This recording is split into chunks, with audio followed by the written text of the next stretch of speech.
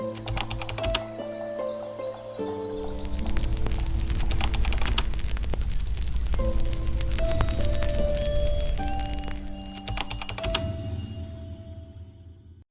back, weary hearts and wandering minds. I'm Lou, and now begins your moment of calm and wonder. Step closer, and let's dive together into this magical experience. You walk along a narrow path that seems to remember every footstep it has ever carried. The earth is soft beneath your boots, damp from the steady drizzle that has been falling all afternoon. The rain is not harsh, it is gentle. A curtain of silver, threads hanging from the sky, turning the hills into soft shapes and the trees into quiet silhouettes. You feel the air brushing against your skin. Cool, clean, full of that unmistakable scent of wet grass and turned soil. The hills rise and fall like the breathing of a sleeping giant. On their sides, small round doors glow with the warmth of lamplight. Each window is a tiny sun against the gray of the cloudy day. Smoke curls from chimneys and dissolves into the mist, carrying the faint smell of wood and bread and something sweet you cannot quite name. You notice how peaceful everything seems.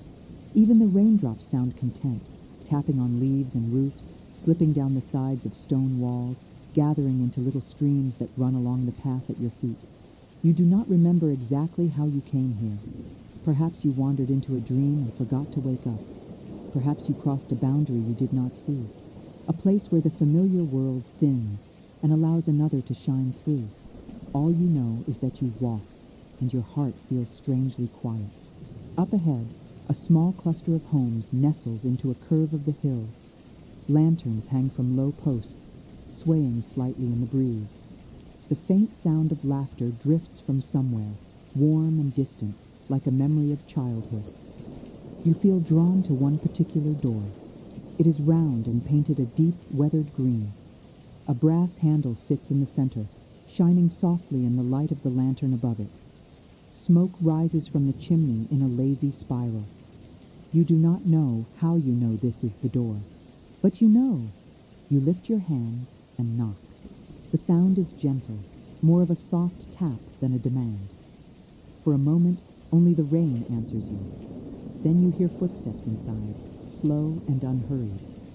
The door opens with a quiet creak, and warm light spills out onto the wet path. An elderly man stands in the doorway. He is not tall. His back is a little bent, as if years of listening to the earth have gently bowed him toward it. His hair is silver and falls around his face in soft waves. His eyes, however, are bright. So bright, they seem to hold both the patience of stone and the playfulness of starlight. You feel as if he has been expecting you. "Come in," he says simply, as if greeting an old friend who has only been gone for an afternoon. You step inside. At once, the world narrows to the glow of firelight and the scent of herbs hanging from wooden beams. The room is small, but full of life. Shelves line the walls, crowded with books, jars, and curious little carvings made of wood and stone. A kettle sings softly on a hook over the fire. You feel the warmth wrap around you like a blanket. Near the hearth, on a low cushioned seat, sits a young woman with a notebook open on her lap. Her hair is loosely tied back, and a strand falls forward as she writes. When she hears the door, she looks up. Her eyes are soft and curious, a mixture of shyness and spark. This is Joanna. You know her name before anyone speaks it, though you are not sure why. The old man closes the door gently, shutting out the rain, but not the sound of it. You can still hear the patter on the round window, the soft drum of drops on the earth outside. It becomes a kind of background music, a quiet rhythm that holds the room together. "I am Olaf," the old man says. "And this is Joanna." Joanna smiles at you. Not a wide smile, but a sincere one. "You found the place," she says. Most people walk past it without noticing. You feel something in her words. You feel that this is not just about a door on a rainy evening. It is about a place inside you that you usually walk past without noticing.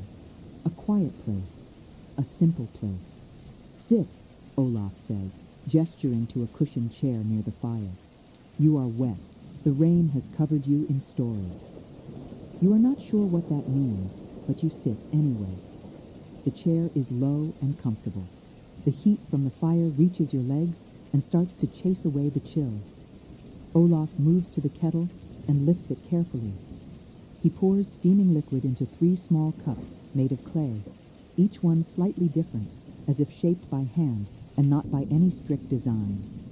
He hands one to you, one to Joanna, and keeps one for himself. You lift the cup to your lips.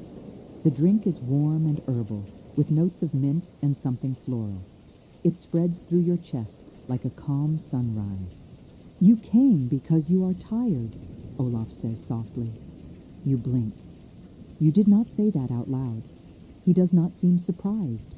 He only takes a slow sip from his cup and closes his eyes for a moment, as if listening to a sound that only he can hear. Tired in here, Joanna adds gently, tapping a finger over her heart. Not just in your feet. You look toward the fire. The flames dance in shades of gold and orange. Shadows move across the walls like slow, thoughtful clouds. You feel as though the room itself is breathing with you. In, out, quiet, gentle. Yes, you say finally. I think I am tired inside. Olaf nods, as if that was the answer he was waiting for. Good, he says. You stare at him, confused. Good? Of course, he replies, setting his cup down on a small wooden table. If you never noticed the tiredness, you would never seek rest. The world outside teaches you to walk faster, but the soul, he smiles. The soul prefers to sit by the fire. He gestures around the room. This is a place for sitting by the fire. Joanna leans forward, resting her elbows on her knees. Her notebook slides a little, and she catches it with one hand. We are collecting things here, she says. Not treasures of gold or maps or grand stories of distant lands. We are collecting the small things, the things everyone steps over. Lost tales, Olaf murmurs. Lost not because they disappeared. Lost because they are too simple for busy eyes to see. You feel a strange warmth in your chest. What kind of tales, you ask? The way rain sounds when you listen with your whole attention, Joanna says. The way bread tastes when you are not thinking of something else, Olaf adds. The feeling of your own breath when you finally notice it, Joanna continues. The weight you put down, Olaf concludes, when you choose to stop carrying the expectations of everyone else. You swallow. The words feel like a key turning in a lock you did not know existed. Outside, the rain grows a little stronger, drumming against the roof, washing the night clean. Inside, the firelight flickers gently, painting gold along the edges of shelves and the curve of the green door. You see, Olaf says, this place is not just a home. He looks around, as if the walls are listening. It is a reminder. A reminder of what, you ask? That peace is not found by running away from life, he says. It is found by being fully present in it, in the smallest, most ordinary moments. Joanna smiles faintly. He calls it living like the hills. You raise an eyebrow. Living like the hills? Olaf chuckles. The hills do not hurry to grow. The trees do not force their leaves to open. The rain does not demand the earth to drink faster. Everything simply is. And because it simply is, it is at peace. You feel the words sink into you. Part of you wants to argue, to say that life is more complicated than hills and trees and rain, that there are bills and worries and plans and fears, that the world demands speed, noise, and constant motion. But another part of you, a quieter, older part, recognizes a truth in what he says. You look at the firelight. You watch the flames for a long moment, without naming them, without judging them, without thinking about anything else. Just watching, just breathing. You notice how your shoulders begin to loosen, how your jaw unclenches without you ordering it to, how your thoughts, usually racing like wild horses, begin to slow down. This is the first lesson, Olaf says softly, as if he can see the change in you. What lesson, you ask? To be where you are, he replies. Completely. Not halfway here and halfway lost in tomorrow. Joanna flips a page in her notebook. her pen resting between her fingers. I used to write only about big things, she says. Grand dreams, distant adventures, impressive goals. I thought that was what made life meaningful. She looks down at the blank page. Now, she continues, I am learning to write about the sound of the kettle, the way the fire moves, the way someone's breathing changes when they finally feel safe. You feel seen in a way that is both comforting and a little uncomfortable. How do you learn that? You ask quietly. Olaf smiles. By practicing the art of small noticing. He reaches toward the table and picks up a smooth stone. It is simple, round, a dull gray, the kind of stone you might step over 100 times without ever seeing. He hands it to you. You take it slowly. It is surprisingly warm from the heat of the room. The surface is not perfectly smooth. There are tiny marks, tiny ridges, tiny stories carved by time and water and pressure. Most people would call that just a rock, Olaf says. You turn it between your fingers. But if you pay attention, he continues, you notice its weight. You notice how it feels against your skin. You notice that it has been here far longer than you, and will probably remain long after you are gone. You notice that something so small can hold the memory of rivers, mountains, and ages you will never see. He leans back. Peace begins when you notice the world instead of only rushing through it. You hold the stone. You breathe. For a moment, the worries you brought with you, those quiet, heavy things that clung to your chest, feel less sharp. Not gone, but softened, as if they have been placed in a wider landscape, one where they do not fill the entire sky. Joanna begins to write. You hear the faint scratch of her pen on the page, blending with the crackle of the fire and the whisper of the rain. It creates a kind of gentle music, the soft symphony of a night that asks nothing from you except that you be here. Lost tales, Olaf says again, almost to himself. The world is full of them. Every time someone sits by a fire and truly listens, one of those tales returns. You look up. Why did you invite me here? You ask. Olaf's eyes soften. Because somewhere inside you, he replies, a part of you finally became quiet enough to hear the invitation. You feel a slight shiver, not from cold, but from recognition. You will not find grand adventures in this house, he says. No battles, no quests, no glory in the way the world usually defines it. He spreads his hands. What you will find is a place to remember who you are when the noise stops. Joanna looks at you with gentle curiosity.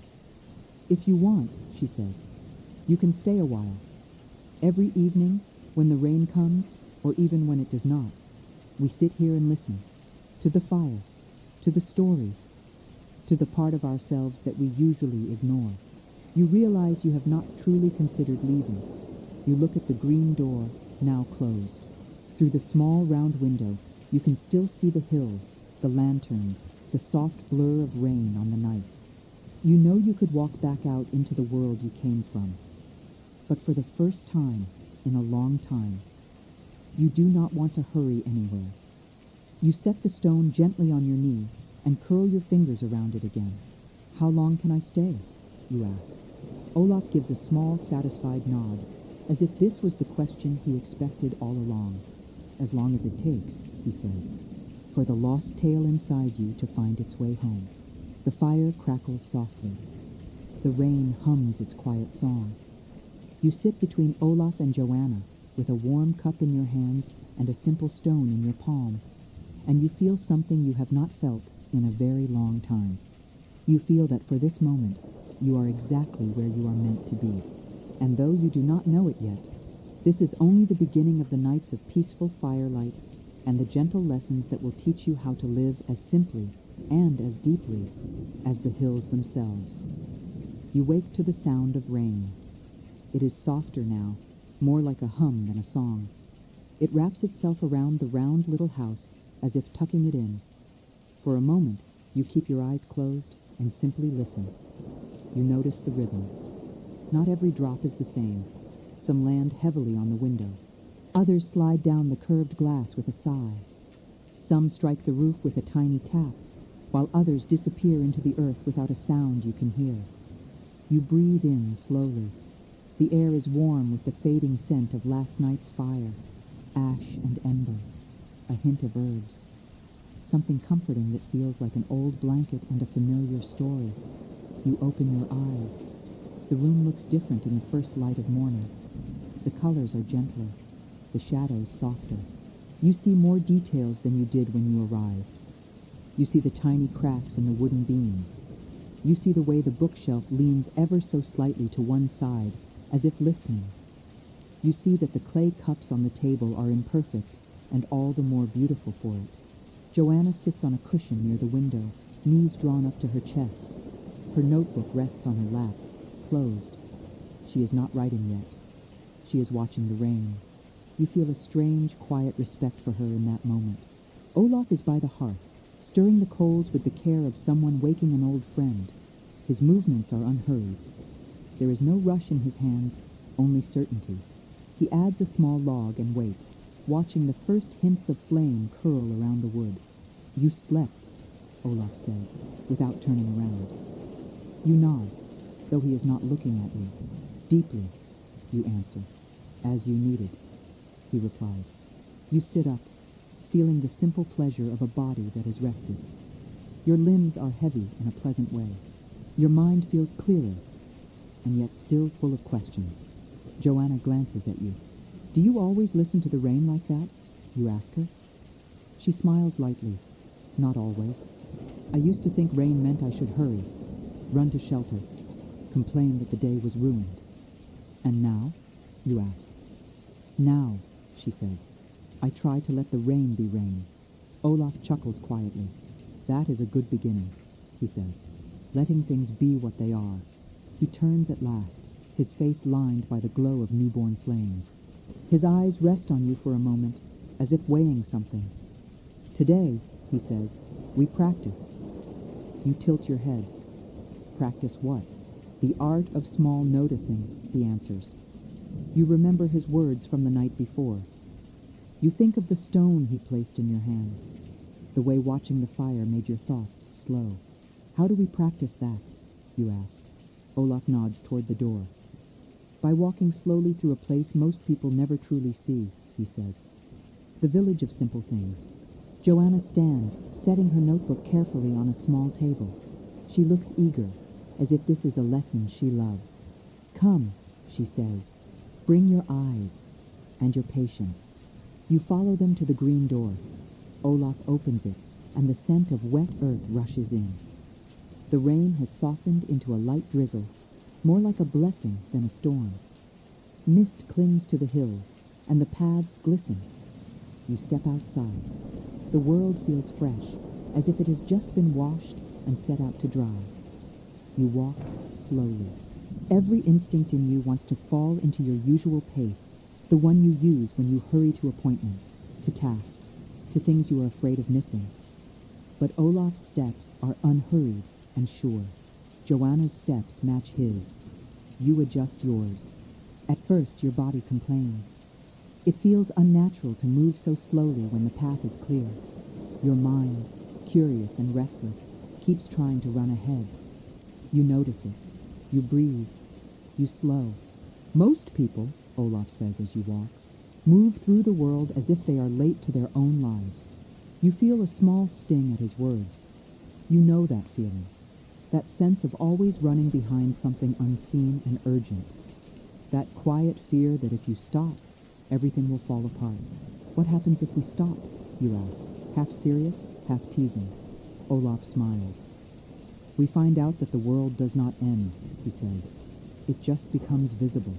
You pass a garden. At first glance, it is an ordinary garden, a modest patch of earth bordered by stones, with herbs and vegetables growing in neat rows. A small scarecrow leans slightly to one side, coat faded, hat torn, face painted with a simple smile. Olaf stops. So, he says gently, what do you see? You shrug. A garden, you say. Plants, soil, a scarecrow. He nods once, accepting your answer. Then he turns to Joanna. And you?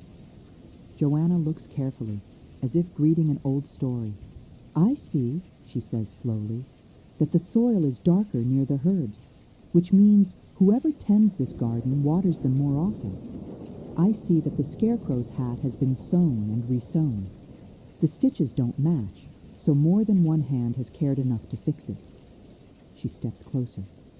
I see that some of the leaves near the edge are nibbled, so someone decided to share this meal with the small creatures that live nearby, instead of driving them all away.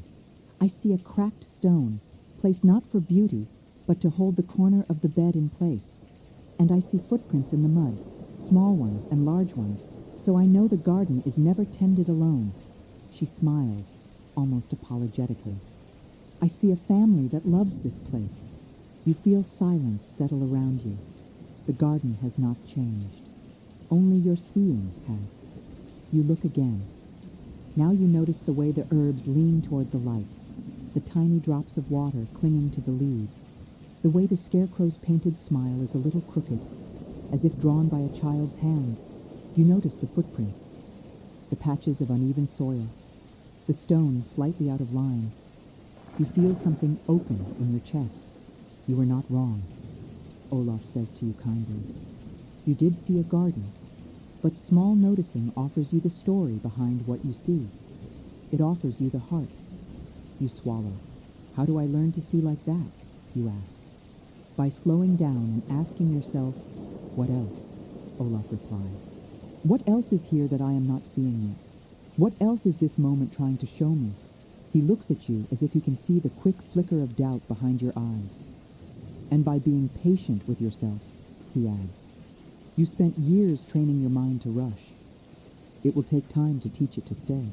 You continue walking. You pass a washing line where small shirts and socks hang in a row, fluttering lightly in the damp breeze. You pass a window where candles still burn though the morning has come, and a pot of flowers sits on the sill, petals heavy with rain. You notice more than before. Olaf leads you toward a small square in the center of the village. There is no grand fountain, no statue, no monument to heroes, just a wide open space of packed earth with benches and a single sturdy tree. The tree is older than everything around it. Its roots break the surface like the hands of someone clinging gently to the world. Its branches stretch wide, leaves glistening with drops that fall slowly, like tiny delayed tears of the rainstorm. You stand beneath it. Here, Olaf says, we practice another kind of noticing. Joanna sits on one of the benches and pats the space beside her. You sit. The bench is cool, but not uncomfortable.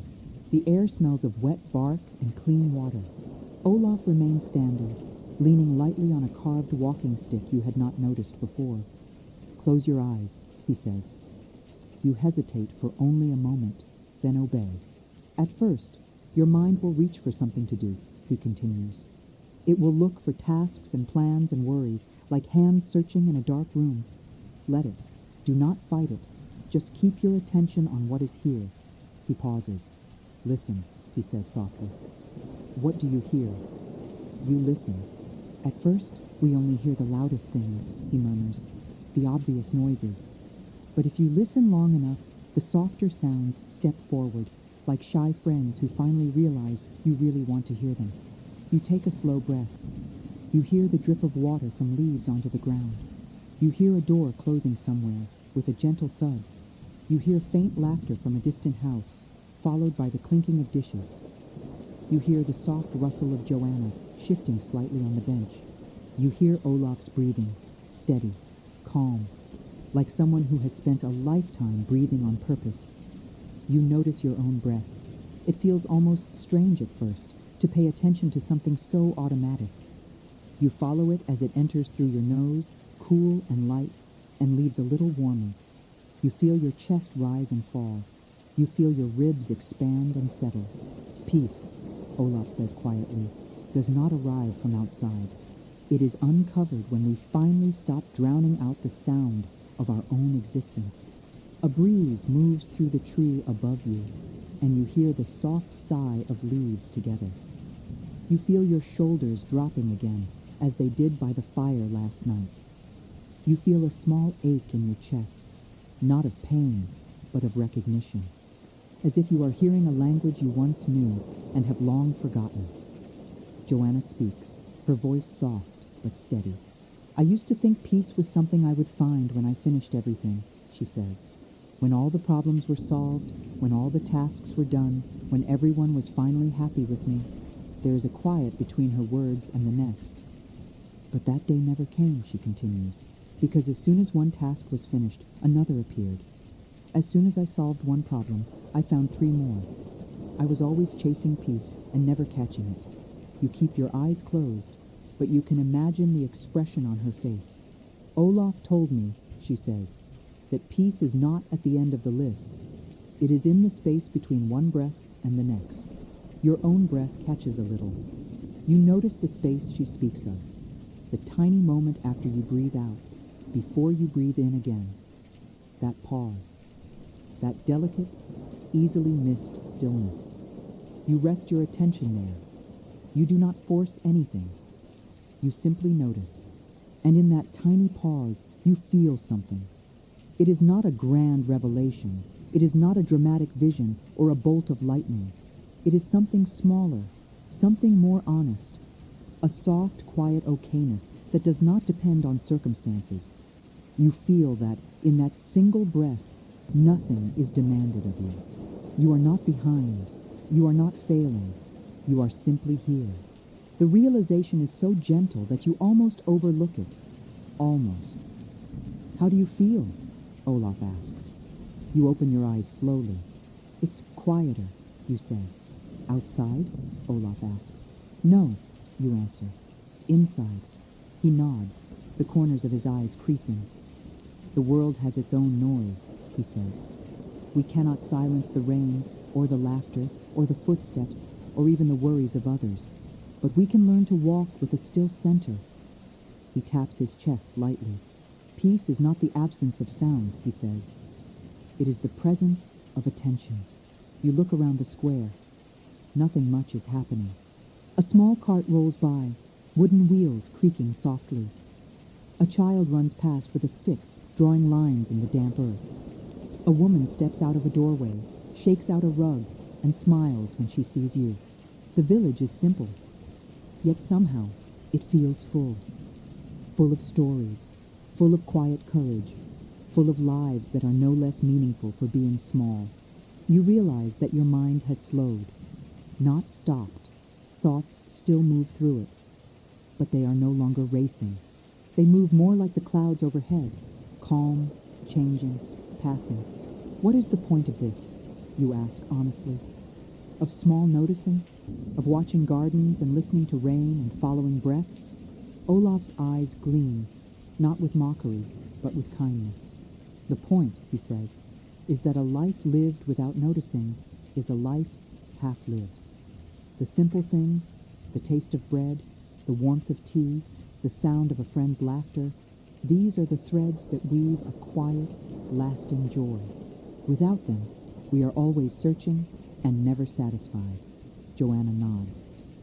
We keep looking for magic in faraway lands, she says, and forget that there is magic in the way light falls on the table in the morning. Olaf smiles. And, he adds, small noticing prepares us for a greater journey. The journey inward, where the real storms and the real peace live. His voice grows softer. You came here tired, he says. That tiredness is a sign. It tells you that the way you have been living can no longer carry the weight of your soul. To find a different way, you must first notice the one you are walking. The words settle around you like the mist. You feel both exposed and comforted. You realize how often you have rushed through days without seeing them. How many mornings have blurred into nights? How many meals you have eaten without tasting? How many conversations you have half heard while thinking about something else? A quiet sadness flickers through you for a moment. So much life, half-lived. Olaf seems to sense it. Do not grieve the days behind you, he says gently. They brought you here, to this bench, to this tree, to this breath. This is where your story changes. He gestures back toward the path. Come, he says. There is more to see, and more to unlearn. You stand, feeling the weight of your feet on the damp ground. As you walk back toward the little green door, you try to practice what he taught you. You notice the way the mud clings to your boots. You notice the faint warmth of your body after sitting still. You notice the quiet joy in Joanna's eyes as she walks beside you without needing to fill the silence with words. You notice that the world has not changed. You have. Just a little. Just enough to sense that somewhere within you, a lost tale has begun to stir. A tale about a life not driven by urgency and noise, but guided by simple, attentive presence. When you step back into the house, the fire is ready to be lit again. Olaf nods toward it. Tonight, he says, we let the flames teach you the rest. You do not know what he means yet, but as you hear the rain easing and feel the quiet growing inside you, you understand this much. The path to peace does not begin in grand speeches or distant quests. It begins here, in a small house under the hill, with rain on the windows, a teacher who walks slowly, a student who listens with her notebook closed, and you, finally learning how to truly be where you are. The rain fades by late afternoon, not suddenly, not in an abrupt silence. It softens first, turning from a drizzle into a whisper, then into a mist that clings gently to the hills like a shawl. By the time the sky begins to dim, the clouds have thinned enough for pale light to spill through. You sit near the hearth with Joanna, while Olaf prepares the fire for the evening lesson. The room glows with the gold of the sinking sun. Dust motes drift lazily in the air, each one sparkling for a moment before disappearing. The round window frames a soft view of the hills, their edges blurred by the fading mist. You feel calm, not entirely free of thoughts, not entirely free of heaviness, but calmer than when you arrived, as if a quiet door inside you has opened, letting the world in gently instead of forcefully. Olaf kneels by the fireplace. His hands move with care, placing a small piece of kindling, adjusting the logs, adding a thin curl of bark. He handles each item as if it were alive, as if it deserves his attention. You watch him work. You notice that he is smiling, not widely, not for show. A soft smile that seems to rise from a place inside him where nothing is rushed. Why do you always light the fire this way? Joanna asks. You never change it. I am not lighting the fire, Olaf says without looking up. I am greeting it. You glance at Joanna. She gives a small, knowing smile. Olaf strikes a spark. The flame catches, first as a tiny breath, then as a small voice whispering upward. You lean closer without meaning to, captivated by the fragile glow. Most people, Olaf says, sitting back, believe fire is impatient. They think it wants to roar, to consume, to grow as quickly as possible. He gestures toward the small flame. But fire begins its life quietly. It asks for patience, attention, respect. You study the flame. It wavers, it brightens, it steadies, it curls around the bark like a cat settling into a warm lap. Olaf folds his legs beneath him and settles onto the rug, motioning for you to come closer. Joanna closes her notebook and sits beside him. You join them. The three of you form a small circle around the flickering light, the room dimming as the day withdraws. Your shadow stretches softly across the floor. This, Olaf says softly, is where the second lesson begins. You wait. He waits too. The silence between you is not empty. It is warm, steady, a silence that makes space for something to happen. Then, Olaf speaks. When we sit with fire, he says, we sit with ourselves. You feel the truth of that before you fully understand it. Fire does not hide its movement. It does not pretend. It burns as it burns. Bright here, soft there, wavering, leaning, rising, always honest. Look at it closely, Olaf says, not with the mind that wants to understand everything, with the mind that wants to notice. You inhale slowly and focus on the flame. You notice the center, blue as twilight. You notice the shapes at the edges, curling like small hands. You notice the shadows it casts, moving, stretching, returning. But something else stirs within the flame too. Your own reflection, not literal, not like a face in water. But something of you is mirrored in the way the fire behaves. You see, Olaf says, reading your expression, fire teaches us the truth about ourselves. It shows us the parts that flicker, the parts that leap, the parts that dim, and the parts that, even when small, refuse to go out. Joanna leans her shoulder gently against yours, as if offering silent support. Do you remember what you said last night? She asks. That you feel tired inside? You nod, the fire warming your face. Watch the flame, she says. Does it look ashamed when it grows smaller? You shake your head. Does it force itself to stay bright all the time? No. Does it apologize when it needs more air, or more space, or more stillness? You swallow. Again. No. Olaf's voice grows softer. Then why? He asks. Do you expect yourself to burn endlessly without rest? The question settles heavily in the room. You feel it in your chest. A pressure you have carried for years. Expectations, responsibilities, demands, the constant push to be strong, to be useful, to be available, to be enough, presses against you like an invisible weight. You watch the flame sway. For a moment, it nearly dies. A weak flutter, a soft lean, a dimming. Your heart tightens. But then, a breath of air, a shift in the wood, a moment of quiet, and the flame rises again, not in a dramatic roar, but simply, naturally, as if it was never in danger at all. Fire teaches us resilience, Olaf says. Not the loud kind, the steady kind, the kind that bends but does not break. Joanna adds, the kind that remembers its own nature, even when dim. You breathe deeply. You feel something loosen inside you, something small, something important. What do I do with the tiredness? You ask softly. Olaf tilts his head, considering you. You do not fight it, he says. You do not hide it. You do not judge it. You sit with it, as you sit with the fire. You notice its shape, its rhythm, its needs. And then, you ask? Then, Olaf says, you give it room to breathe. Tiredness is not an enemy. It is a messenger. What does it say? You whisper. That you have lived too long without listening to your own limits, he answers gently.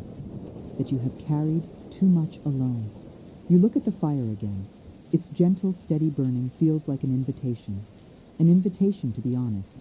An invitation to soften. An invitation to stop performing strength you no longer have. Joanna leans forward, resting her hands on her knees. I used to feel guilty when I grew tired, she says, as if it meant I wasn't trying hard enough, as if everyone else could keep going, but I couldn't. She smiles sadly. Olaf told me something that changed everything. Olaf lifts an eyebrow, amused. Did I? Joanna nods. You said, even mountains rest under snow. You repeat the word silently. Even mountains rest under snow. Olaf chuckles. It is true. The strongest things in nature are not strong all the time. They rest, they retreat, they restore. And we don't? You ask. Not willingly, Joanna says. The fire crackles, a spark jumping upward before disappearing. Tonight, Olaf says, you will learn how to rest without guilt. You blink. How do you teach rest? He smiles. By practicing presence. He gestures for you to lie down on the rug. You hesitate. Only a heartbeat. But then you obey. Joanna lies on one side of the hearth, Olaf on the other. You are all close enough to feel the warmth of the fire, but not so close that it becomes overwhelming. Close your eyes, Olaf says. You do. Feel the heat on your skin. Not too strong, not too light. Notice how it changes with every movement of the flame. You feel it. The shifting warmth, the soft waves of heat, the gentle coolness between them. Feel the weight of your body, he continues. Let the floor hold you. Let the earth carry you. You were not meant to hold everything alone. You exhale. Your spine softens into the rug. Your arms settle at your sides. Your breathing grows slower. Listen to the fire, Joanna whispers. It speaks a language older than fear. You listen. Crackle. Soft pop. A sigh of smoke curling upward. With your eyes still closed, Olaf asks, "What do you feel in your chest?" You search for the answer. Tension, you admit quietly. Where? Here, you say, placing a hand over your heart. What shape does it have? Olaf asks. You hesitate. But the flame's honesty seems to give you permission. It feels like a tight knot, you say. Pulled in too many directions. Joanna's voice is soft as a lullaby. What happens if you breathe into it? You try. You take a slow inhale. You imagine the breath flowing into that knot, not to force it open, but to soften it gently.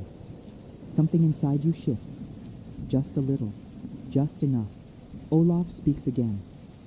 Rest is not the absence of movement, he says. It is the unclenching of the heart. You exhale. The knot loosens. The fire crackles. Rain returns softly outside, tapping on the curved window like fingertips. You feel, deeply feel, that you are safe here, that nothing is demanded of you, that you do not need to perform or explain or be anything other than present. Minutes pass, maybe more. Time is different by the fire. Finally, Olaf says, "You may open your eyes." You do. The fire glows gently. Joanna is watching you with a small, quiet smile. Olaf nods, satisfied. "This," he says, "was your first true rest." You sit up slowly. "How do you feel?" Joanna asks. You search for the right words. You find only one. Lighter. Olaf claps his hands once, softly. "Good," he says. "There are many lessons left, but none will help you unless you learn this first. A weary soul cannot carry wisdom. It must first lay its burdens down. You hold the warmth of the fire inside you. You hold the loosened knot. You hold the honesty of the flame. And you know, this is only the beginning." Evening settles over the hills like a soft blanket. The mist thins. The rain becomes a memory, and the air carries the scent of wet earth, warm stone, and distant chimney smoke. You stand at the round window of Olaf's home, watching the sky shift through shades of lavender and pale blue. The fire behind you casts a gentle glow on your back, and the warmth reaches your shoulders in a slow, comforting wave. Joanna approaches quietly, as she always does. Light steps, warm presence, calm eyes. "Olaf says tonight's lesson is important," she murmurs, glancing at the fire. "He never says that unless he truly means it." You turn from the window. Olaf is preparing something at the small wooden table. Not tea, not candles, something else. An arrangement of smooth stones, each one different. Dark ones, pale ones, irregular ones with cracks. A few shaped by water, others sharpened by time. Joanna leans closer and whispers, "These stones are special to him." Olaf smiles without looking up. "Everything is special," he says, "when you finally see it." He arranges the stones in a gentle curve on the table. "Come," he says. We begin. You sit. Joanna sits beside you.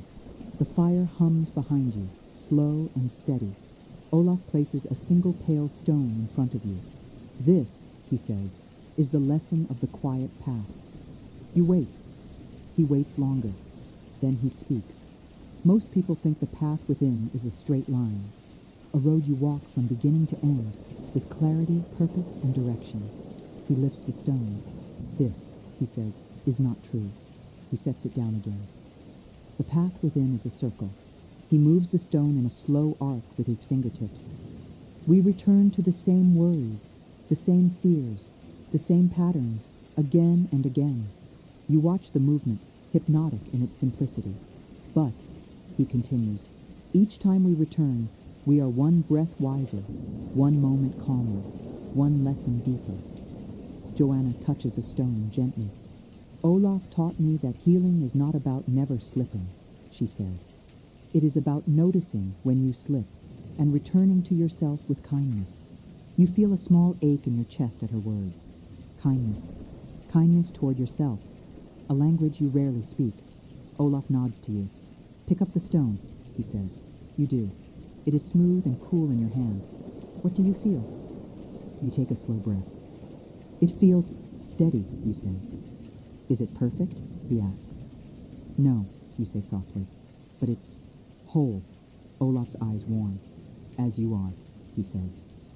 You swallow. So what is the quiet path, you ask? What does it mean? He gestures toward your chest. It is the path from your mind. He taps the table. To your heart. He taps the stone in your hand. And back again. Joanna smiles faintly. A short distance, but the hardest road in the world. You look at the stone again. What am I supposed to do with it? You ask. Hold it, Olaf says, and breathe. You do. One slow inhale, one slow exhale. Olaf's voice drops into a soft, even tone, the kind that melts tension like warm light. The quiet path within begins with noticing. Noticing your thoughts without believing all of them. Noticing your fears without letting them be the only truth. Noticing your own presence, even when the world tries to pull you away from yourself. You keep breathing. The stone warms slightly in your hand. You have spent many years, Olaf says gently, fighting storms that existed only inside your mind. Storms made of noise, of pressure, of expectations, of old stories that were never yours to carry. You feel your grip tighten on the stone. Joanna places her hand lightly on the table near yours, not touching, but close enough that you feel her presence like a soft anchor. It isn't your fault, she says quietly. Your breath catches. Every heart, she continues, learns fear before it learns peace. Olaf arranges several small dark stones around your pale one. These are the storm thoughts, he explains, the ones that swirl inside you, the ones that make you believe you are alone, the ones that tell you you must run faster, do more, be more. He taps one of the darker stones. This one whispers, you are not enough. He taps another. This one says, everyone else has it figured out except you. He taps a third.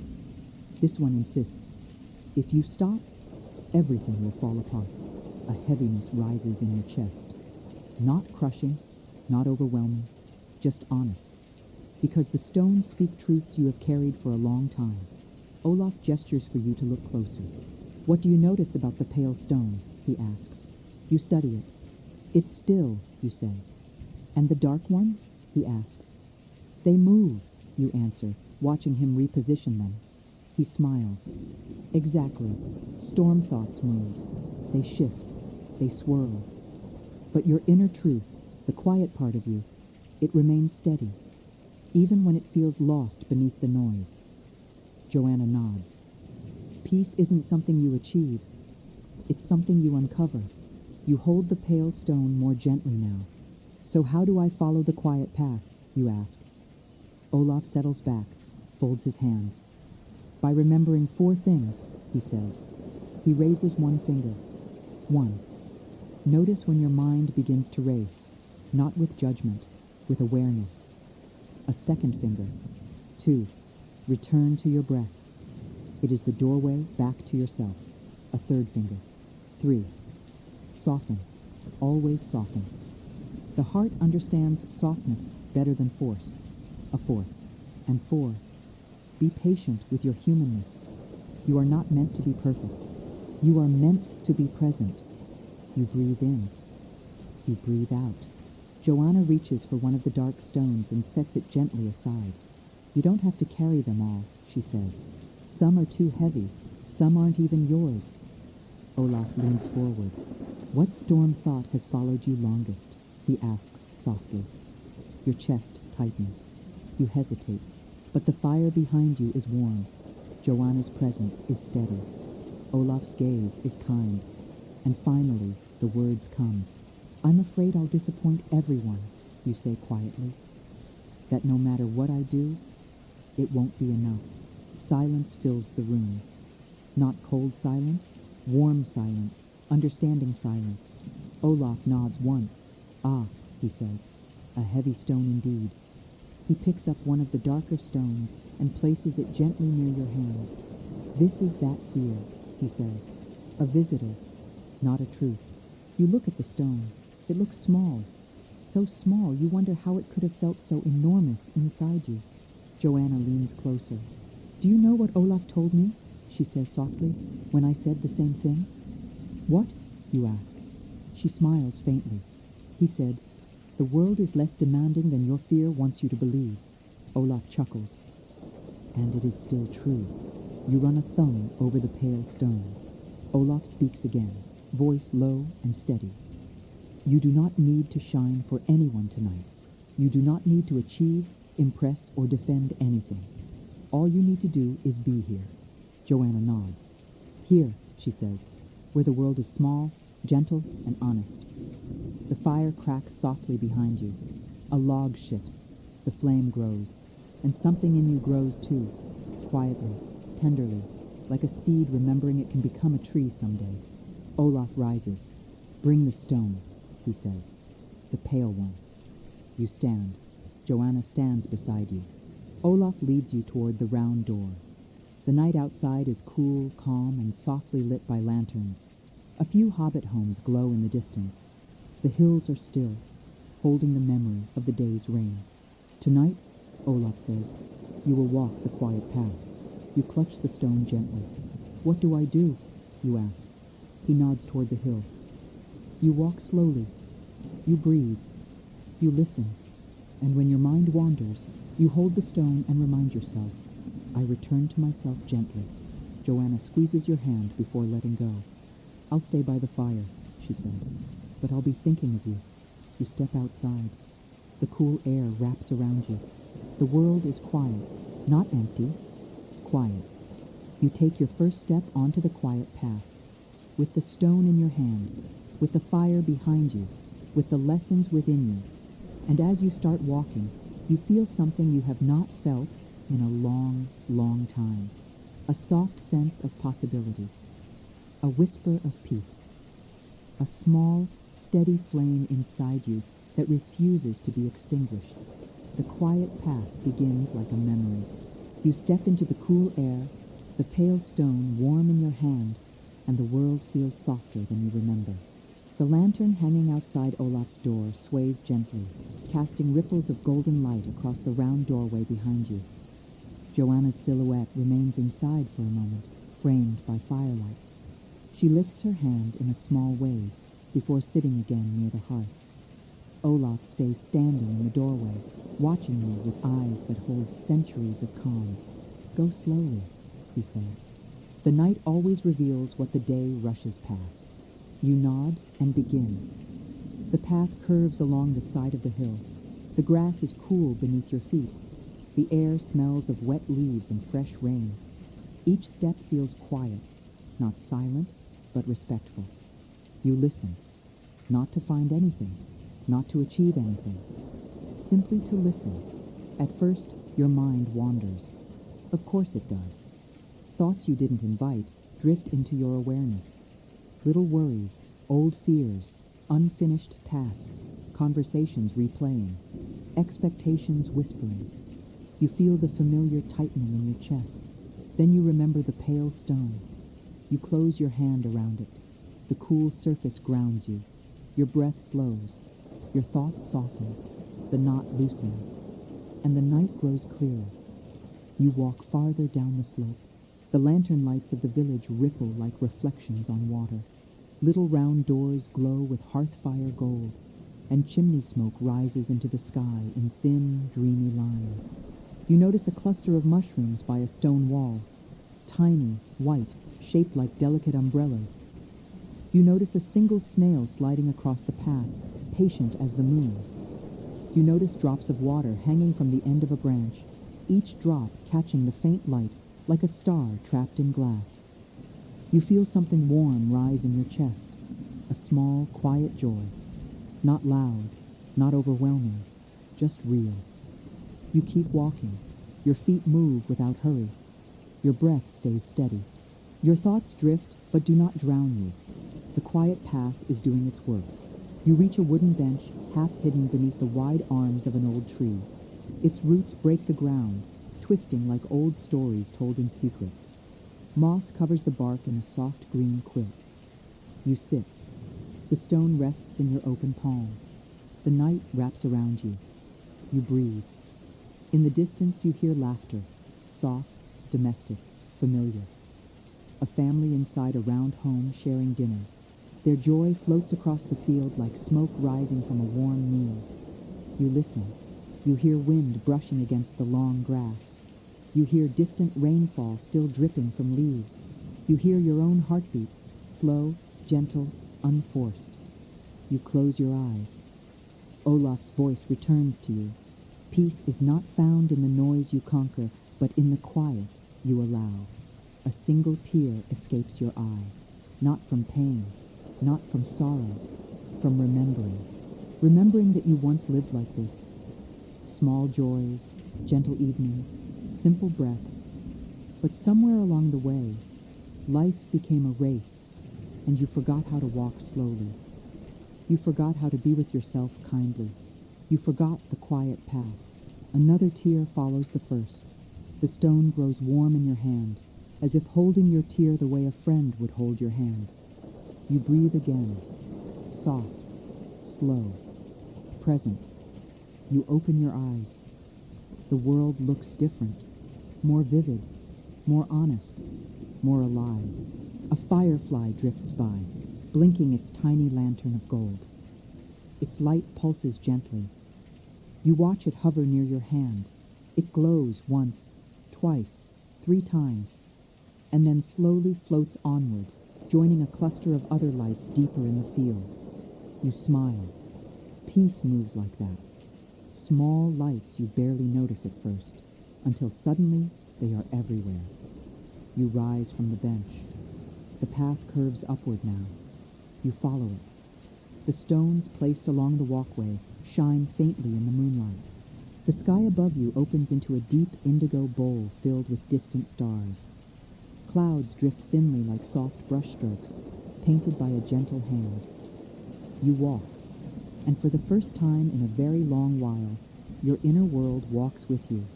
Not ahead, not behind, not dragging or pulling, just with you. You reach the crest of the hill. Below, the entire village spreads out like a painting. Lanterns glow, smoke curls, hearths crackle, and the little round homes look like warm pockets of comfort stitched into the earth. You feel a stillness inside your chest so profound that you place a hand there just to sense it more fully. The quiet path leads you inward. And now, for the first time, inward does not feel frightening. It feels safe. It feels honest. It feels like home. You sit at the top of the hill. The earth supports your back. The stone remains warm in your hand. The night breathes with you. You take a deep breath, not because you're trying to calm down, but because you enjoy breathing. You feel something shift inside your chest, a soft click, like a lock being undone. You don't know what unlocked, but you know something opened, something long closed, something forgotten. You whisper into the night, not expecting an answer. I think I'm learning. The wind brushes your cheek as if it heard. You rise slowly and walk back toward Olaf's home. The lantern outside still glows, steady and warm. Olaf stands at the doorway. Joanna sits by the fire, notebook closed, waiting. When you reach the door, Olaf studies your face. He doesn't ask what you felt. He doesn't ask what you learned. He doesn't ask what you remembered. He simply nods. A knowing nod. A proud nod. A gentle nod that says, yes, you walked the quiet path. Yes, something changed. Yes, you return to yourself. You step inside. The fire greets you. The warmth wraps you. Joanna smiles softly. How was the path? She asks. You sit beside her. You don't have the right words, not yet. But you manage to say, quiet, and Joanna breathes that word in, as if it is the most beautiful thing she has heard. Olaf closes the door. We continue tomorrow, he says softly. You nod. But inside you, something whispers. Tomorrow? Yes, but for the first time. I'm not afraid of tomorrow. You look at the pale stone one last time before placing it near the fire. It glows faintly in the firelight. And in your chest, quiet, steady, warm, Something glows too. Morning returns quietly, not with bright sunlight or loud bird song, but with a calm, golden glow that seeps through the small, round window, soft as a whispered greeting. The fire in Olaf's home has dwindled into warm embers, red and patient, like a heart that refuses to stop glowing even after a long night. You wake slowly, no rush, no weight pressing on your shoulders, just breath, steady and gentle. Joanna sits on the floor near the hearth, her legs crossed, notebook balanced on her knees. She is not writing, only running her fingers along the edge of the pages, as if feeling the stories trapped inside. When she notices you sit up, she offers a shy smile. "Good morning," she says softly. Her voice feels like a warm piece of bread placed in your hands. Olaf appears from the kitchen area with a kettle of steaming water. He pours it into 3 clay cups, the same imperfect ones from the day you arrived. The air fills with the scent of mint and something floral. "Today," Olaf says, "is a day for honest silence." You blink, curious. "Honest silence?" you ask. "What does that mean?" Olaf hands you a cup. "It means the kind of silence where you stop hiding from yourself." Joanna shifts slightly, as if remembering her first day of honest silence. "It's not easy," she whispers, "but it's important." You take a quiet sip. Warmth spreads through your chest. Olaf sits on a cushion and gestures for you and Joanna to sit with him in a small circle near the embers. "When people are silent," he says, "they usually fill the silence with noise inside the mind. Thoughts, worries, judgments, lists, expectations." You nod. You know that kind of silence well. You've lived in it for years. But honest silence, Olaf continues, is when the noise stops pretending it is truth, and the truth starts to speak. Joanna adds gently, and the truth is usually quieter than you expect. You take a long breath. "What do we do?" you ask. Olaf looks to the embers. "We let the fire teach you." He places a fresh log on top of the glowing coals. The fire does not roar instantly. It waits. It breathes. It gathers strength slowly. "That," Olaf says softly, "is honest silence, not empty, just patient." You watch. The heat builds in the embers. A single spark leaps, then another, and suddenly a thin ribbon of flame rises, not in a rush, just in a steady, deliberate bloom.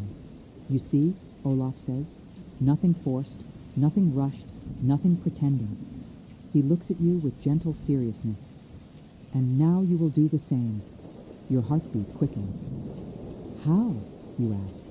Joanna touches your knee lightly, warm, reassuring. "You don't have to do anything complicated," she says. "Just sit, just breathe, and notice what rises when you stop trying to control everything." Olaf nods. "Sit with yourself," he says, "the way you would sit with a friend." You close your eyes. At first, there is the familiar swirl, the thoughts, the worries, the unfinished stories your mind tries to replay.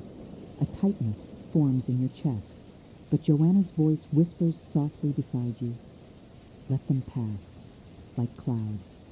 You breathe. The tightness loosens, not all at once, but slowly, as if soft hands are untying knots one strand at a time. You sit with yourself, with your breath, with your heartbeat, with the silence that isn't empty, but full of things you've been ignoring. You feel something rise, something raw, honest, a truth, a small one, a quiet one, but a truth. "I'm afraid," you whisper without opening your eyes. You don't even know what, exactly. Just afraid, of failing, of disappointing, of being too much or not enough, of slowing down, of being still. Your breath trembles. Joanna doesn't touch you. She simply stays near, letting you feel her presence like a candle's glow. Olaf speaks, gentle as a breeze. "Fear is the shadow of the heart.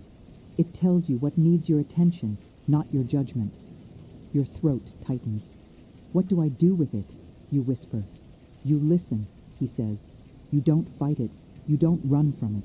You sit beside it, the way you sit beside this fire." A tear slips down your cheek. You take another breath. The ember of truth warms you. I've been tired for a long time, you admit. Longer than I want to admit. Olaf nods slowly. Most people break, he says softly, not from the weight of their burdens, but from the silence in which they carry them alone. Joanna looks into the fire. I used to break quietly every day, she whispers, but then Olaf taught me the first rule of healing. You look at her. What rule? That healing doesn't begin when you feel strong, she says. It begins when you finally speak the truth of your weakness. Your breath shakes again. Olaf places another small log on the fire. The flames rise more steadily now, brightening the room. This fire, he says, is your heart, sometimes dim, sometimes frightened, sometimes struggling for breath. He gestures gently. Let it burn as it is, not as you believe it should be. You open your eyes. The flames dance with a rhythm that feels familiar, human, honest, true. You exhale slowly. The silence feels different now. Not sharp, not heavy, not echoing with old fears. It feels open, calm, honest. You speak again, this time steadier. I don't want to run from myself anymore. Joanna smiles softly. That means you've already begun. Olaf nods with quiet pride. When the heart speaks truth, he says, the journey inward becomes gentler. You glance at the fire once more. It burns evenly now. Not fiercely, not faintly, just right. Tonight, Olaf says, you met yourself in silence. That is one of the most courageous things a person can do. You feel that courage settle inside you. Small, warm, steady. Olaf rises slowly. We will continue tonight, he says. There is more to uncover, more to soften, more to return to. Joanna closes her notebook, but before putting it aside, she whispers a single sentence aloud from the page. The heart does not bloom by force. It blooms by being understood. You inhale deeply. You understand. The quiet path continues inward, and for the first time, you are not afraid to follow it. The afternoon drifts into evening with the softness of a feather landing on warm earth. You sit outside Olaf's round door, the pale stone resting in your palm. The sky is painted in soft hues, lavender melting into honey, honey fading into a quiet blue that whispers of the coming night. The smell of damp grass rises each time the breeze loosens a drop of water from the edge of a leaf. Joanna steps outside, carrying a small wooden box. Olaf said it's time, she says with a gentle smile. Time for what? You ask. She kneels beside you and opens the box. Inside are small pieces of parchment, each one no larger than a leaf. Some are folded like tiny letters. Others are rolled like miniature scrolls. A few have edges burned softly, as if touched by firelight. They look fragile, ancient, yet full of stories waiting to be read. Joanna lifts one piece carefully. This, she says, is the beginning of the inner map. You blink. Map? You ask. A map to where? Joanna places the parchment gently into your hand. Her voice softens. To yourself.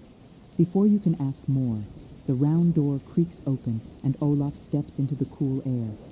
The evening wraps around him like an old friend. His presence feels steady, grounded, as if the earth holds its breath just a little when he walks. He carries a lantern with him, the flame inside flickering like a tiny heartbeat. Tonight, Olaf says, you will learn how to navigate your own heart. You swallow. How does a map help with that? You ask. Olaf smiles. Not all maps lead to places, he says. Some lead to clarity. He motions for you and Joanna to follow him down the hill. As you walk, the lantern casts a warm circle of light around your feet. The grass glows gold where the lantern touches it, and the hills beyond fade into gentle blue shadows. You reach a small clearing, tucked between two knolls. A flat stone sits at the center like a natural table, its surface smooth from years of wind and weather. Olaf sets the lantern on the stone. Golden light spreads outward, illuminating the clearing like a quiet sanctuary. Sit, he says. You and Joanna sit cross-legged on the soft earth. Olaf kneels in front of the stone and takes the tiny parchment from your hand. He unfolds it slowly, revealing a few simple strokes of ink, shapes that look both random and deeply intentional. This, Olaf says, is not a drawing. He looks at you. It is a moment of your life. You frown slightly, confused. How can a moment be drawn? Joanna tilts her head, her braids brushing her shoulders. Some moments, she says quietly, leave marks on us. Not scars, just marks, invisible ones. They shape how we walk, how we breathe, how we respond to the world. Olaf nods. And these marks, he says, are the roads within you. He touches the ink with the tip of his finger. This one, he murmurs, is the moment you first felt the ache of carrying too much alone. Your breath catches. How do you know that? You whisper. I don't, he says softly. You do. Your throat tightens. Joanna reaches into the wooden box and lifts another parchment. This one, she says, placing it beside the first, is the moment you learn to hide your pain to protect others. You look at the thin lines of ink. They do not resemble anything familiar, and yet something inside you stirs. The shapes feel recognized, as if drawn from the inside out. But why map this, you ask, voice low. Olaf answers without hesitation. Because, he says, you cannot walk a path you do not see, and a heart you do not understand will always feel like a forest without trails. Joanna places a third parchment on the stone. This, she whispers, is the moment you forgot to be gentle with yourself. Your eyes burn unexpectedly. You look at the 3 tiny maps, 3 small fragments of your own story laid out in the lantern's glow. They look simple, you say, but they feel heavy. Of course, Olaf replies. They have been carried inside you for years. He places a hand over the parchments. But we do not map the hard moments to relive them. We map them to free the path between them. You look up. What does that mean? Olaf gestures to the space between the parchments. Pain creates distance, he says. Small distances at first, hardly noticeable. A little hesitation here, a little fear there, a little shutting down, a little hiding. He touches the earth between the parchments. These distances form the inner maze. Joanna nods. It's the maze you get lost in whenever you feel overwhelmed, she adds. The maze that makes everything feel heavier than it really is. You inhale slowly. So, how do I get out of the maze? You ask. Olaf smiles gently. You don't, he says. You understand it. And when you understand it, you stop fearing it. He takes a piece of charcoal from his pocket and draws a tiny line connecting the parchments. And when you stop fearing it, he continues, the walls begin to dissolve. You watch the charcoal line, a bridge between moments, a path forming where once there was only confusion. And once the walls dissolve, Joanna says softly, you can walk straight through. You touch the line with your fingertip. It feels light, simple, possible. What do I do next, you ask. Olaf places a 4th parchment on the stone. This one is blank. He slides it toward you. You write the next mark, he says. You stare at it. Blank, honest, waiting. I don't know what to draw, you whisper. Then don't draw with your mind, Olaf says.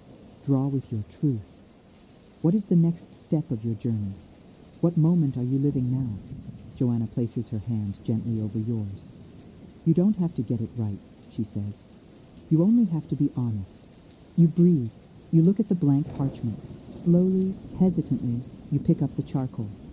Your hand trembles at first, but then a line, simple, curved, tender. Another line, a soft arc, a small mark that feels like a heartbeat. Then one more, gentle, incomplete, open. You place the charcoal down. Olaf looks at the parchment and smiles. A moment of opening, he says. A moment of returning. A moment where something small inside you begins to trust again. Your chest warms. Joanna's eyes glow with knowing softness. It's beautiful, she says. You blink back the emotion rising in your throat. But Olaf's next words make it overflow. This, he says, placing the parchment with the others, is the beginning of your way home. The lantern flickers. The night deepens. The clearing feels sacred.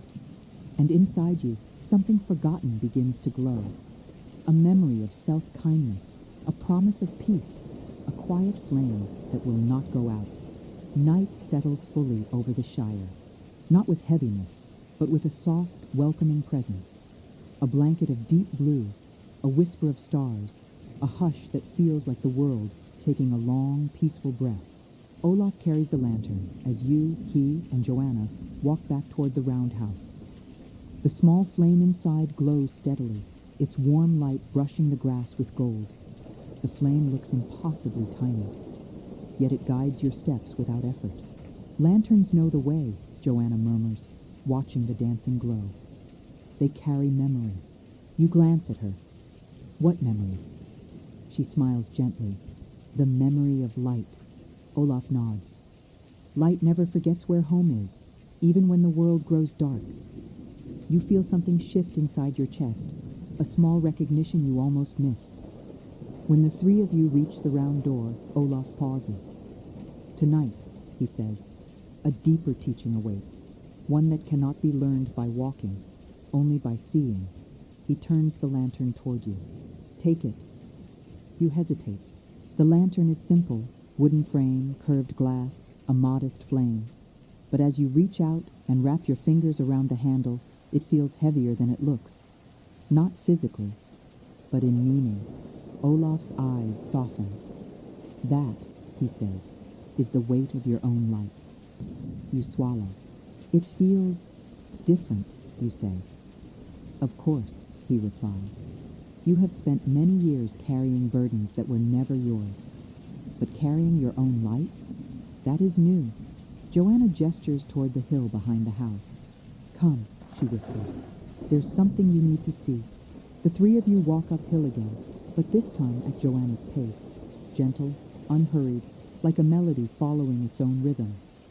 As you climb, the lantern illuminates small details you would have missed in daylight. A patch of moss, shaped like a crescent moon. Drops of water clinging to cobblestones like tiny pearls.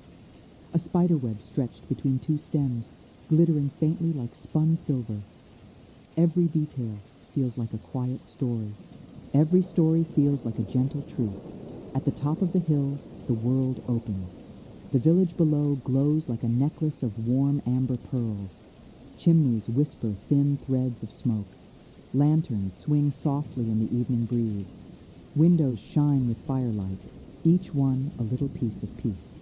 Joanna sits in the grass and pats the ground beside her. You sit. Olaf stands behind you, leaning lightly on his walking stick. For a moment, the three of you say nothing. The silence is not empty. It is full. Full of breath, full of presence, full of a feeling you cannot quite name. Finally, Olaf speaks. Look at the lantern. You lift it slightly and watch the flame. Now, Olaf says gently, look at the village. You do. The lights flicker in windows and doorways, warm, steady, alive. This, Olaf says, is a truth you have forgotten. You are not meant to be the only source of light. You blink. The lantern trembles slightly in your hand. You have lived as if your light must shine for everyone, he continues. As if you must be strong for all, present for all, available for all. His voice softens. And in doing so, you forgot something essential. Light shared is light multiplied. Joanna touches your arm softly. And the Shire, she says, always shares its light. Olaf sits beside you now, lowering himself slowly to the grass. Look closely, he whispers. You hold the lantern up. Its glow mixes with the village lights. For a moment, they blur, one golden warmth joining another. You see, Olaf murmurs, your light does not stand alone. It joins the lights of others. It grows stronger, because it is not isolated. Your breath catches. You realize something. You have spent so long feeling like you had to carry everything yourself, every problem, every expectation, every unspoken responsibility, that you forgot that others shine too. You forgot that other hearts glow, that other fires warm, that other lanterns remember their own light.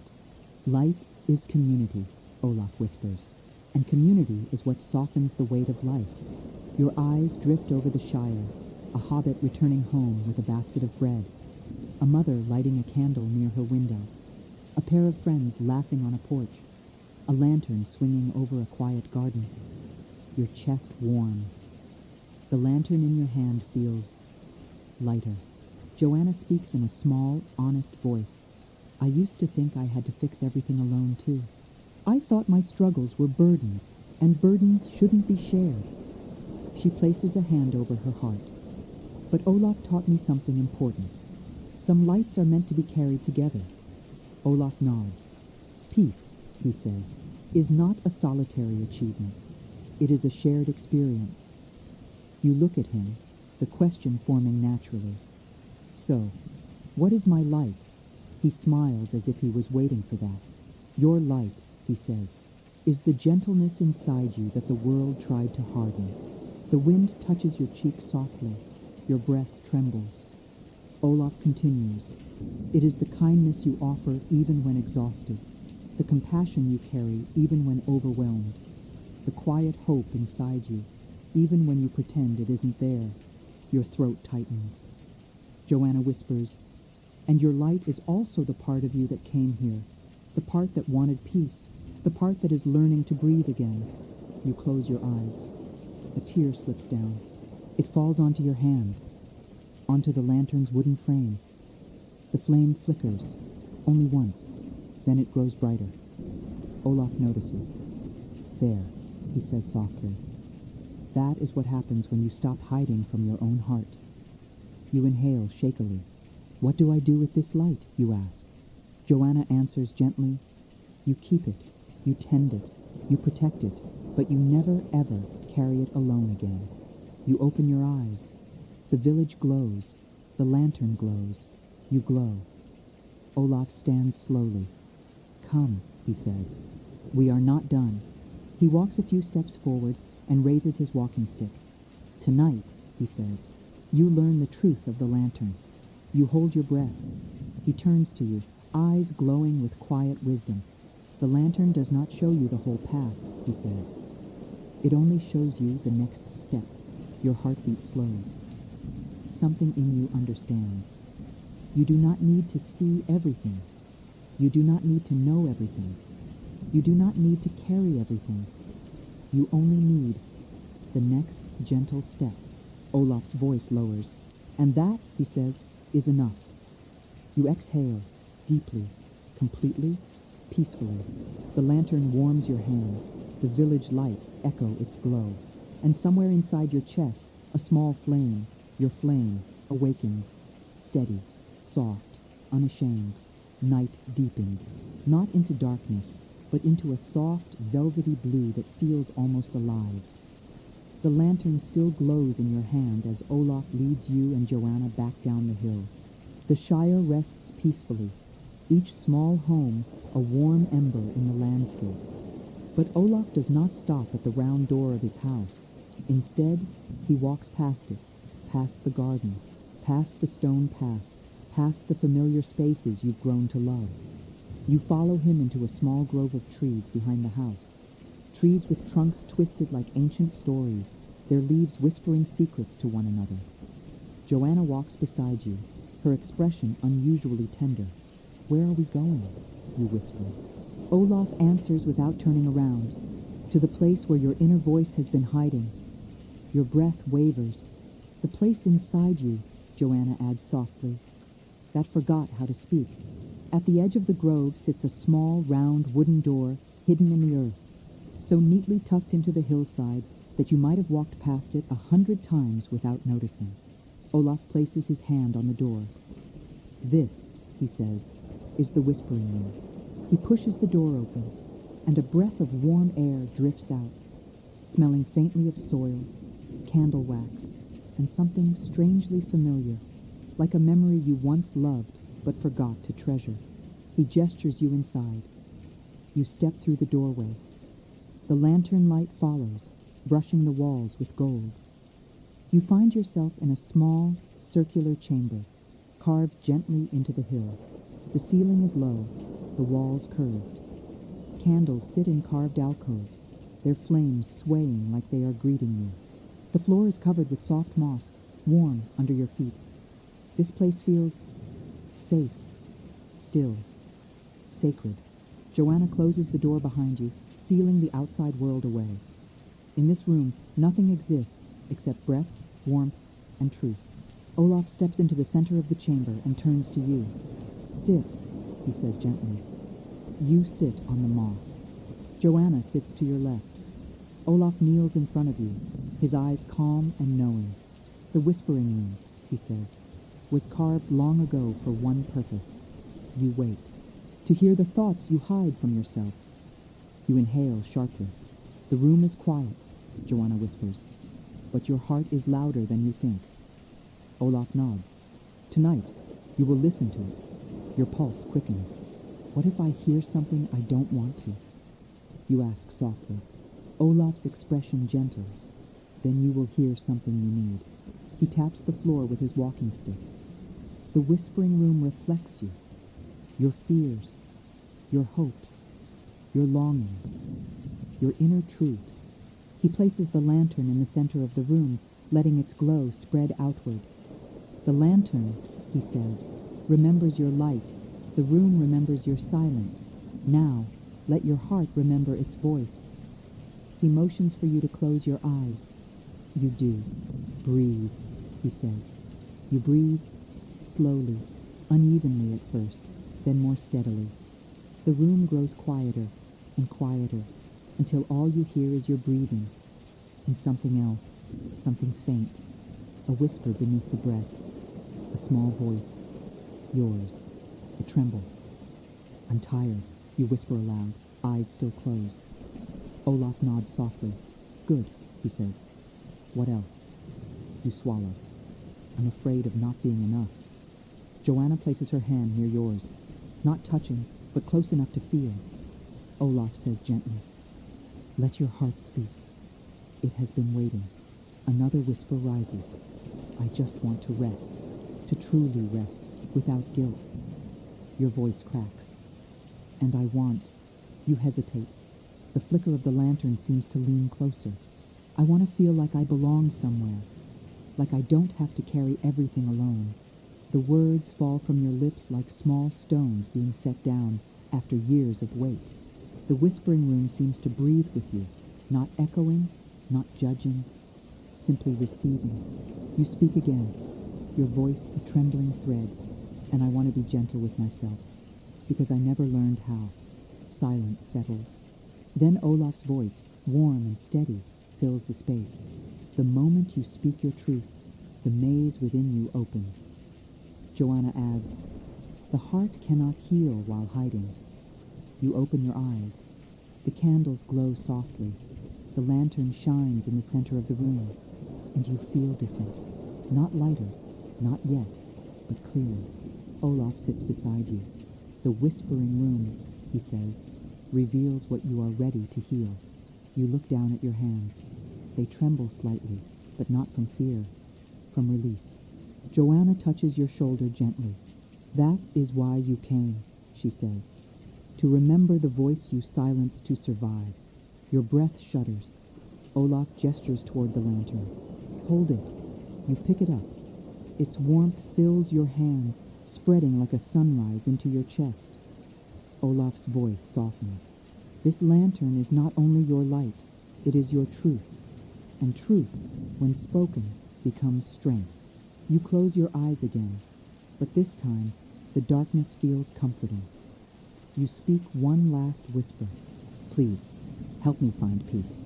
Joanna squeezes your hand. You already started, she says. Olaf nods. And now, he murmurs, the final lessons await. The lantern burns steady. The whispering room grows warmer. And inside you, a voice that once trembled now begins to rise. Clearer, braver, stronger, finally heard. Morning arrives without hurry. It seeps into the whispering room in a thin ribbon of gold, slipping beneath the wooden door as gently as a blessing. You open your eyes slowly. as if waking from a dream that was not quite a dream, too real to be imagined, too quiet to belong to the outside world. Joanna still sits beside you, head resting lightly against the mossy wall. Olaf stands near the lantern, hands folded behind his back, breathing like someone who has spent his entire life trusting the earth beneath him. He looks at you. "It is time," he says softly. You sit up, the pale stone still resting in your pocket. You feel different, not finished, not fixed, but opened, like a window unlatched for the first time in years. Joanna stirs and gives you a sleepy smile. "You made it through the whispering room," she says. "Not everyone does." Your chest warms. "What happens now?" you ask. Olaf gestures for you to stand. "We return to the place where your journey began," he says, "to complete the circle."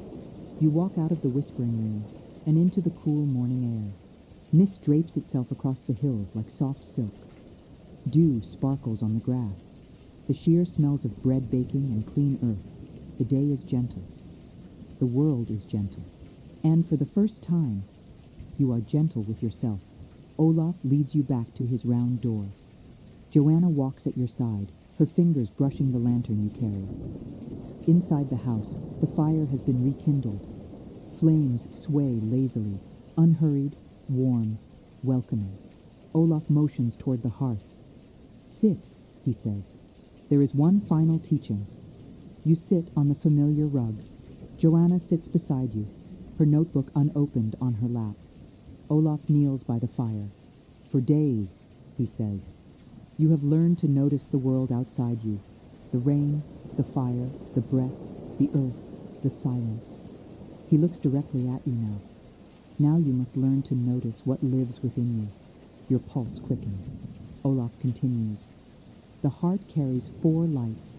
Most people see only one. Some see none at all. But you are ready." He places his hand over his chest. "The first light is the light of truth.